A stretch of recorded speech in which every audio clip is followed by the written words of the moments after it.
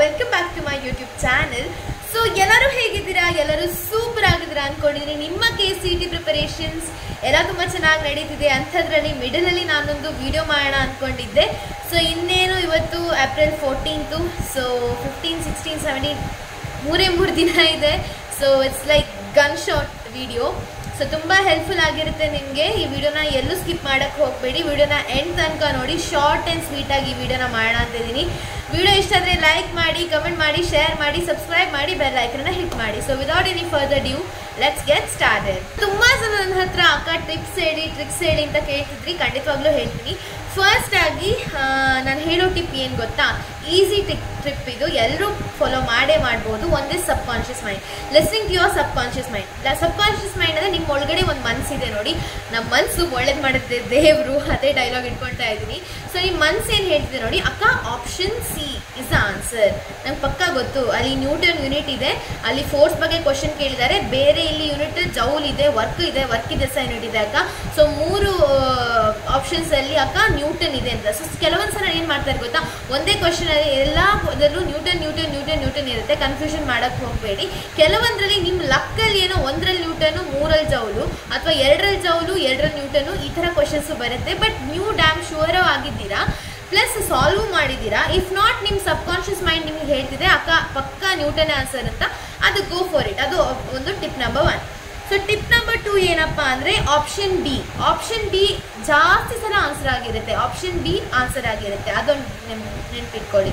Tip number 3 is option C ಕೂಡ very rare ಕೇಸಲ್ಲಿ ಆಗ್ತಾ ಇರುತ್ತೆ. ಸಿ ನೋಡಿ, ನಾನು ಹೇಳ್ಬೋದು 90% ಆಪ್ಷನ್ ಬಿ ಇರುತ್ತೆ. 90% ಅಲ್ಲ, 93% ಆಪ್ಷನ್ ಬಿ ಎ ಇರೋದು. ಬಟ್ ದೆನ್ ನನ್ನನ್ನು ನಂಬಿ ಇನ್ನು ಬಿ ಅಂತ ಹಾಕಕ್ಕೆ ಹೋಗಬೇಡಿ. ಸಾಲ್ವ್ ಮಾಡಿ. ಏನೋ 30 ಸಾಲ್ವ್ ಮಾಡಿದ್ದೀನಿ, ಇನ್ನು 30ರಲ್ಲಿ ಒಂದು 5ಕ್ಕೆ ಬಿ ಆಪ್ಷನ್ ಅಂತ ಟಿಕ್ ಮಾಡಿ. ಬೇಡ, 90% ಅಂತ ಹೇಳಲ್ಲ ನಾನು, 35% ಬಿ ಅಂತ ಹೇಳ್ಬೋದು. ಥರ್ಡ್ ಒನ್, ಒಂದು 10% ಕೇಸಲ್ಲಿ ಆಪ್ಷನ್ ಸಿ. ನೀವು ಸಾಲ್ವ್ ಮಾಡ್ದೇನೆ ಆಪ್ಷನ್ ಸಿ ಇರುತ್ತೆ. ಮತ್ತೆ ಆಪ್ಷನ್ ಬಿ ಮತ್ತು ಆಪ್ಷನ್ ಸಿ ಹೇಳ್ಬೋದು. ಕೆಲವೊಂದು ಸಲ ಸೀಕ್ವೆನ್ಸಲ್ಲೂ ಹೋಗುತ್ತೆ, ಕೆಲವೊಂದು ಸಲ ಸೀಕ್ವೆನ್ಸಲ್ಲಿ ಹೋಗದೆ ಇರೋ ಚಾನ್ಸಸ್ ಕೂಡ ಇರುತ್ತೆ. ಸರಿ, ಇಷ್ಟೊಂದು ಗೊತ್ತಾಯ್ತು ನಿಮಗೆ. ಸೊ 3 ಟಿಪ್ ಗೊತ್ತಾಯಿತು. ಫೋರ್ತ್ ಟಿಪ್ ಏನಂದರೆ ಟುಕ್ಕ ಅಂತ ಹಿಂದಿಲಿ ಹೇಳ್ತಾರೆ. ಕನ್ನಡದಲ್ಲಿ ಇಂಗ್ಲೀಷಲ್ಲಿ ಇಂಕಿ ಪಿಂಕಿ ಪಾಂಕಿ ಫಾದರ್ ಏನೋ ಡಾಂಕಿ. ಕನ್ನಡದಲ್ಲಿ ಯಾವುದಿದೆ ಗೊತ್ತಿಲ್ಲ ನನಗೆ. ಅವಲಕ್ಕಿ ಪೂವಲಕ್ಕಿ ಡಾಯ್ ಡಾಮ್ ಡುಷ್ ಅನಿಸುತ್ತೆ. ಅವಲಕ್ಕಿ ಪೂವಲಕ್ಕಿ ಡಾಯ್ ಡುಮ್ ಡುಮ್ ಡಿಶ್ ಅಂತ. ಅದರಲ್ಲಿ ಯಾವ ಆನ್ಸರ್ ಬರುತ್ತೆ ಅದನ್ನು ಟಿಕ್ ಮಾಡೋದು. ಇದು ನೀವು ಮಾಡಿರ್ತೀರಾ ನಿಮ್ಮ ಸ್ಕೂಲ್ ಡೇಸಲ್ಲಿ, ಕಾಲೇಜ್ ಡೇಸಲ್ಲಿ. ಆದ್ರೂ ಕರೆಕ್ಟ್ ಆನ್ಸರ್ ಬಂದಿರೋದು ಇದೆ. ಇವಾಗ ನಾನು 5 ಟಿಪ್ಸ್ ಹೇಳಿದ್ದು ನೋಡಿ. 5th and the finest tip ಹೇಳ್ತಿರೋದು ಜಂಟಿಯಲ್ಲಿದೆ. ಲಾರ್ಜೆಸ್ಟ್ ಆ್ಯಂಡ್ ಸ್ಮಾಲೆಸ್ಟ್ ನಂಬರ್ ಅಂತ. ಇದು ನಾನು ಹೇಳೋದನ್ನು ಅರ್ಥ ಮಾಡ್ಕೊಳ್ಳಿ. ಒಂದು ಕ್ವಶನ್ ಓದ್ತೀನಿ, ಹೀಗೆ ನೋಡ್ಕೊಳ್ಳಿ. 3 polarized sheets P1, P2, P3 are kept to parallel and angle between P1, P2 is 45 degree. Okay na?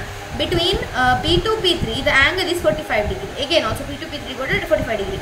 If polarized beam is 128 volt per meter square intensity of light on P1, what is the intensity of light coming out of it ಅಂತ ಕೇಳಿದ್ದಾರೆ.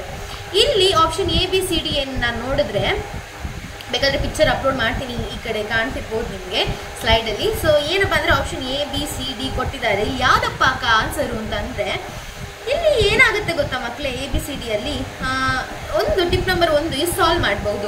ಕೂತ್ಕೊಂಡು 5-10 ನಿಮಿಷ solve ಮಾಡ್ಬೋದು. If not ಏನು ಮಾಡ್ಬೋದು ಅಂದರೆ, option ಯಾವ ಥರ ಅಂದರೆ, ಒಂದು ಟ್ರಿಕ್ ಇದೆ. Option A B C D ಸೀಕ್ವೆನ್ಸಲ್ಲಿದೆ. ಎಕ್ಸಾಂಪಲ್ 12 ಟೇಬಲ್ 12, 24, 36, 48 ಈ ಥರ ಸೀಕ್ವೆನ್ಸಲ್ಲಿ ಇದ್ದರೆ ಏನಾದರೂ ಅದರಲ್ಲಿ ಲಾರ್ಜೆಸ್ಟ್ ನಂಬರ್ ಅದರ ಆನ್ಸರ್ ಆಗಿರುತ್ತೆ. ಲಾರ್ಜೆಸ್ಟ್ ನಂಬರಲ್ಲಿ 48 ಅಲ್ವಾ, ಅದು ಆನ್ಸರ್ ಆಗಿರುತ್ತೆ. ಅರ್ಥ ಆಯ್ತು ಅನ್ಕೊಳ್ತೀನಿ. ಇನ್ನೊಂದು ಟಿಪ್ ಏನಂದರೆ, ಇಫ್ ದ ನಂಬರ್ ಕೊಟ್ಟಿರೋದು ಇಸ್ ಲೆಸ್ ದೆನ್ 10 ಸೀಕ್ವೆನ್ಸಲ್ಲಿದೆ, largest number is the answer. If number is ಆ ನಂಬರ್ ಏನಾದರೂ ನಾನ್ ಸೀಕ್ವೆನ್ಸಲ್ಲಿ ನಾನು ಹೇಳಿದ ಅರ್ಥ ಮಾಡ್ಕೊಳ್ಳಿ. ಸೀಕ್ವೆನ್ಸ್ ಮತ್ತು ನಾನ್ ಸೀಕ್ವೆನ್ಸಲ್ಲಿ ನಂಬರ್ಸ್ ಏನಾದರೂ ಫಿಸಿಕ್ಸಲ್ಲಿ ಇದ್ದರೆ ಆವಾಗ ಲಾರ್ಜೆಸ್ಟ್ ನಂಬರನ್ನು ಚೂಸ್ ಮಾಡಿ.